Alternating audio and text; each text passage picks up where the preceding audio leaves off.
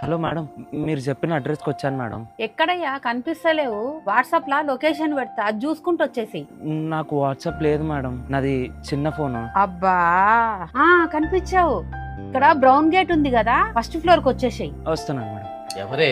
ఇంట్లో మనం ఇద్దరమే ఉంటాం కదండి, మన ఇంట్లో అంతా పని చేయడానికి ఒక పనబ్బాయిని పిలిచాను.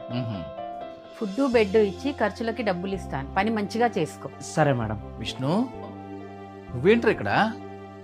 నా ఫ్రెండ్ గోపాల్ లేడు? అండి, యాక్సిడెంట్ లో చనిపోయాడు. వాళ్ళ అబ్బాయి ఇతను.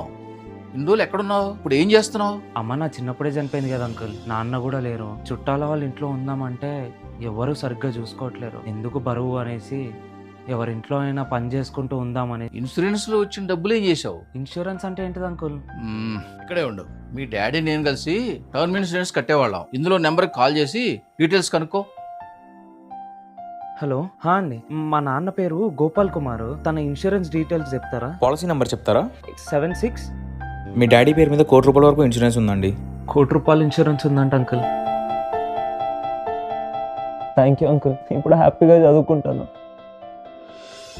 థ్యాంక్ యూ అమ్మా, మీ వల్లనే ఇక్కడికి రాగలిగాను. ఇప్పుడే టర్మ్ పాలసీ తీసుకోవడం స్టార్ట్ చేయండి. మీకేమైనా అయితే మీకు మీ ఫ్యామిలీకి అండగా ఉంటుంది. లింక్ డిస్క్రిప్షన్ లో పెట్టాను, తప్పకుండా పాలసీ తీసుకోండి.